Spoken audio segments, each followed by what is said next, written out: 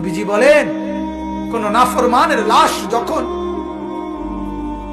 কাঁধের মধ্যে করে কবরস্থানের দিকে নিয়ে যায়, এই পরিমাণ চিৎকার করে, এই পরিমাণ চিৎকার করে নাফরমান বলে, আল্লাহর দোহাই তোমাদের, আমার লাশ ওই কবরস্থানে নিও না, আমারে কবরে রাইখো না। আল্লাহর নবী সাল্লাল্লাহু আলাইহি সাল্লাম বলেন, মানুষ ব্যতীত আল্লাহর সব মাখলুক ওই চিৎকার শুনতে পায়,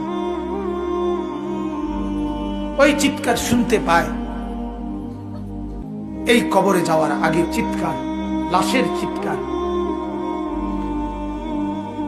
আল্লাহর নবী সাল্লাল্লাহু আলাইহি সাল্লাম বলেন, যদি ওই নাফরমানের চিৎকার তোমাদের কানে একবার শুনতা, তাহলে পৃথিবীর কোন মানুষ কোনদিন কারো লাশ খাটের মধ্যে কান্দে নিত না।